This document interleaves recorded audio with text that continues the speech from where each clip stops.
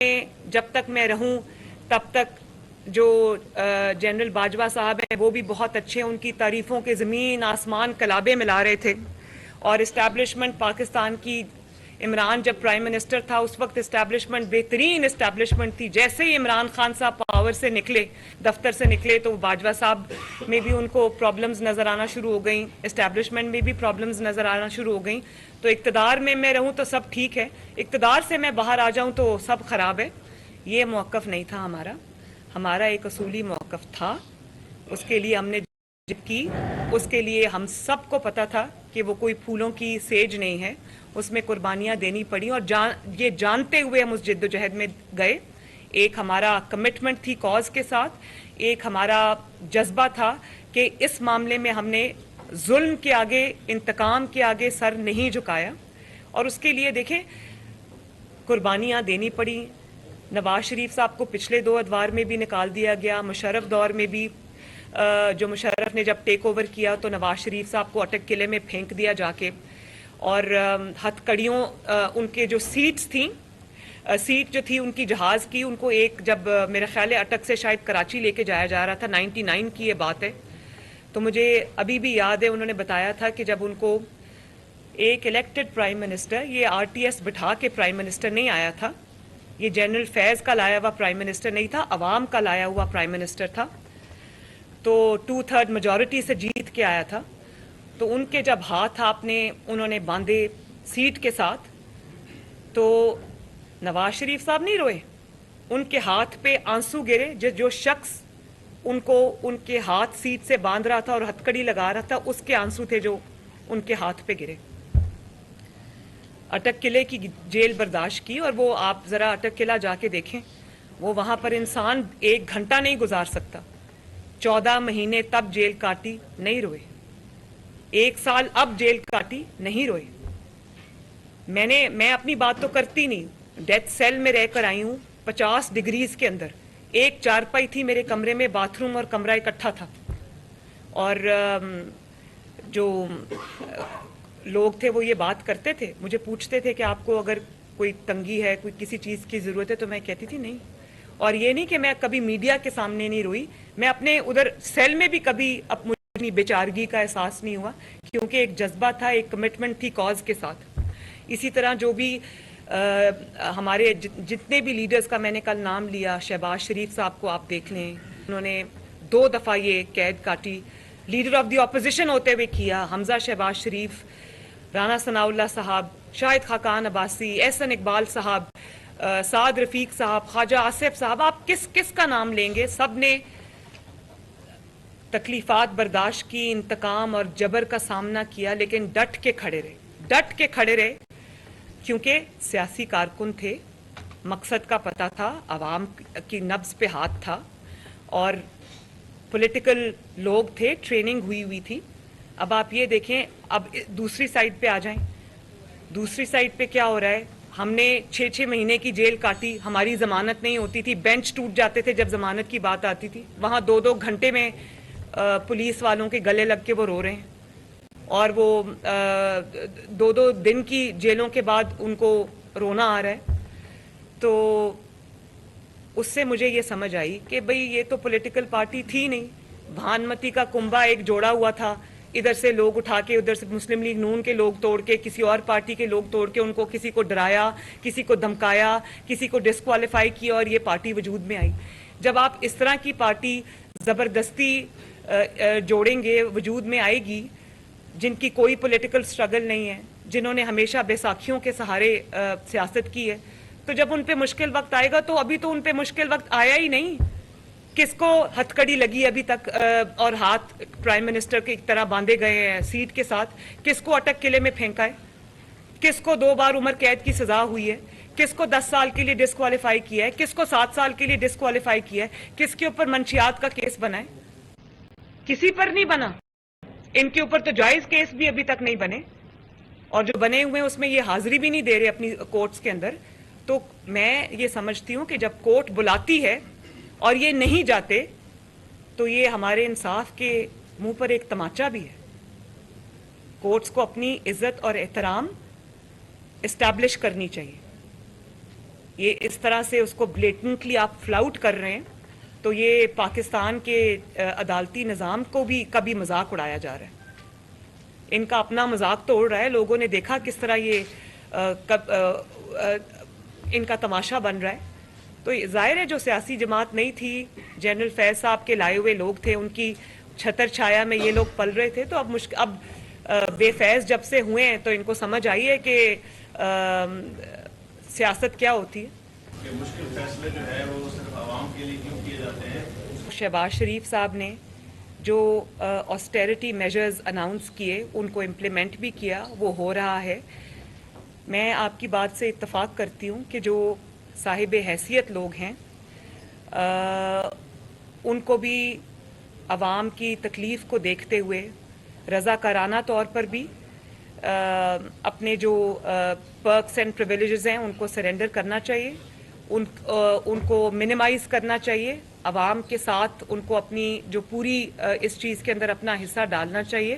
اور اگر حکومت پاکستان اس میں مزید وہ کر سکتی ہے تو ضرور کرنا چاہیے. میں آپ کی اس بات سے 100% اگری کرتی ہوں. صوبوں اور مرکز کے درمیان جو معاملات ہیں اس پہ آپ نہیں بات. دیکھیے اس بات کے دو پہلو ہیں. بڑی اچھی آپ نے بات کی, اور وہ یہ ہے کہ صوبوں کا اس میں بہت بڑا رول ہے. اور کیونکہ ایگزیکیوشن جو ایجنسی ہے وہ صوبے ہیں, اور مہنگائی کو کنٹرول کرنا بھی, ریٹس کو کنٹرول کرنا بھی یہ صوبوں کا کام ہے. ان کی ایگزیکیوشن صوبوں کی ہے. تو میں تو تب بڑی حیران ہوتی تھی, اور مجھے یہ کئی دفعہ شکوہ بھی ہوتا تھا کہ حکومت پاکستان اپنا موقف یہ نہیں بتا سکی لوگوں کو کہ دیکھیں شہباز شریف صاحب کی حکومت تو صرف فیڈرل میں ہے. پنجاب ابھی چند دن پہلے تک عمران خان کے پاس تھا. کے پی کے حکومت ابھی چند دن پہلے تک 10 سال کے تک عمران صاحب کے پاس تھی.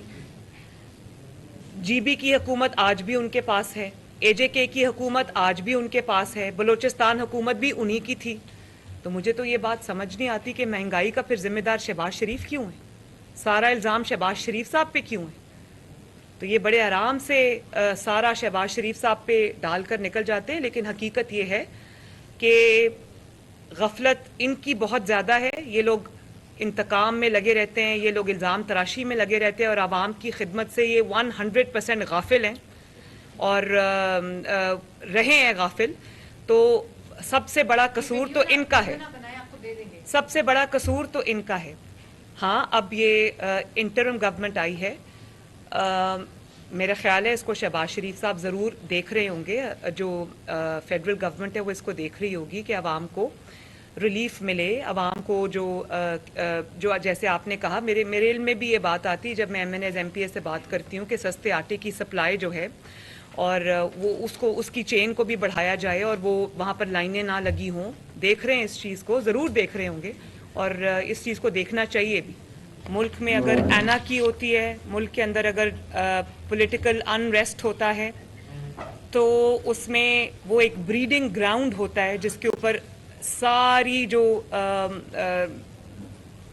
نیگیٹو چیزیں وہ ہوتی ہیں. I agree with you.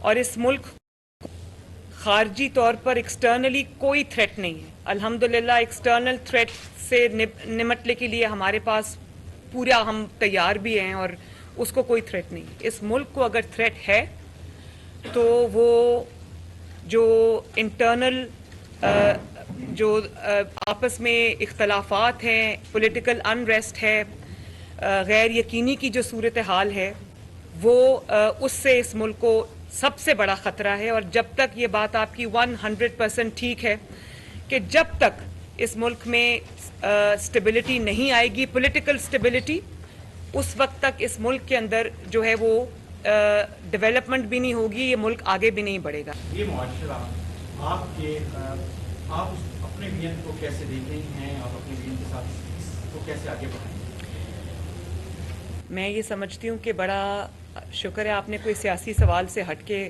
سوال کیا. دیکھیے اس ملک کے اندر بہت پوٹینشل ہے, اور پاکستان میں جو سب سے بڑا بلج ہے وہ یوتھ بلج ہے. لیکن آپ اس بات کو دیکھیں کہ وہ یوتھ جو ہے اس کے پاس اس وقت ڈائریکشن نہیں ہے. تعلیم بھی حاصل کر رہے ہیں لیکن آگے مواقع نہیں ہیں.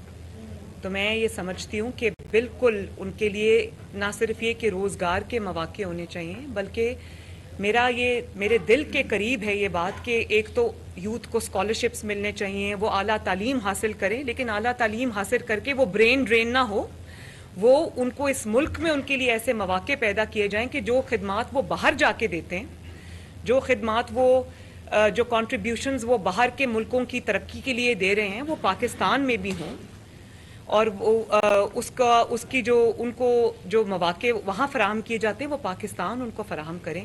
فار انسٹنس جو انٹرپرینیورشپ پروگرامز ہیں، میرا یہ اب لوگوں نے اپنے گھر سے کام شروع کیا ہوا ہے، اور آئی ٹی انڈسٹری نے جس طرح دنیا میں ترقی کی ہے، میرا بڑا یہ دل کرتا ہے کہ پاکستان کے اندر بھی یہ پروگرامز ہوں، پاکستان کے اندر بھی انکیوبیٹرز ہوں، پاکستان کے اندر بھی حکومتوں کی طرف سے ہینڈ ہولڈنگ کے پروگرامز ہوں، تاکہ بچے اپنے چھوٹے چھوٹے کام یہ جو ینگسٹرز ہیں یہ خود شروع کریں، حکومت ان کا ہاتھ پکڑے، ان کو ایکسپرٹیز دے، ان کو اس کے لیے جو بھی ریسورسز ریکوائرڈ ہیں، چاہے وہ قرضے دینے پڑیں یا وہ ان کو آسان شرائط کے اوپر اوور پیریڈ آف ٹائم ان کو وہ مالی وسائل فراہم کریں، یہ ضرور کرنا چاہیے، اور یہی پاکستان کا مستقبل ہے۔ سلیکان ویلی پاکستان کے اندر بھی ہونی چاہیے۔ حال کی جو روک تھام، خاص طور پر جب پی ایم ایل این ایک اونرشپ ہے آپ کی نیشنل ایکشن پلان کی، اور نہ اس پر کوئی عمل درآمد ہوا،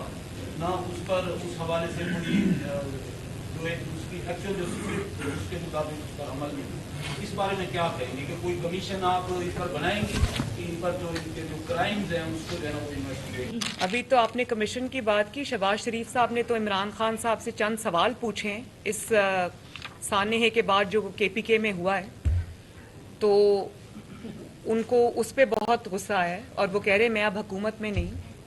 دیکھیں بات یہ ہے کہ آپ ایک ہفتہ 2 ہفتے پہلے تک تو آپ ہی حکومت میں تھے، اور 10 سال آپ اس حکومت میں رہیں۔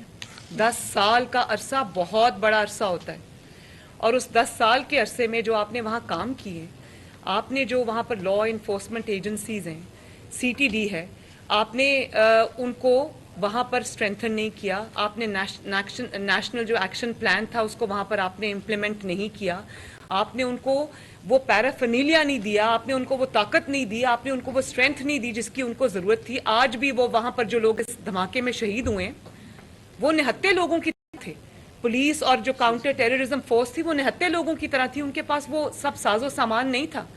اور آپ یہ دیکھیں کہ وہاں پر جو بلڈنگ بنائی ہوئی ہے کاؤنٹر ٹیررزم ڈپارٹمنٹ کی، وہ ایک کرائے کی بلڈنگ میں، خود وہ وہاں پر گورنر ہاؤس کو استعمال اس طرح کرتے رہے، وزیر اعلیٰ ہاؤس کو اس طرح استعمال کرتے رہے اپنے ذاتی مقاصد کے لیے، لیکن انہوں نے اس کو اسٹرینتھ نہیں دی۔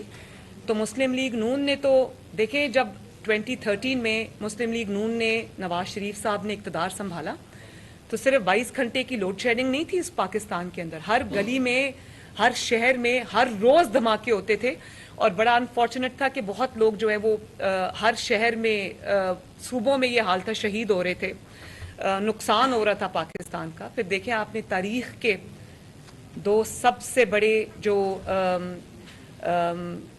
وار آن ٹیرر لڑی پاکستان نے، ایک ضرب عضب تھی، ایک رد الفساد تھی، اور پہلی مرتبہ یہ ہوا دونوں میں کہ ایک نیشنل کنسنسس ہوا۔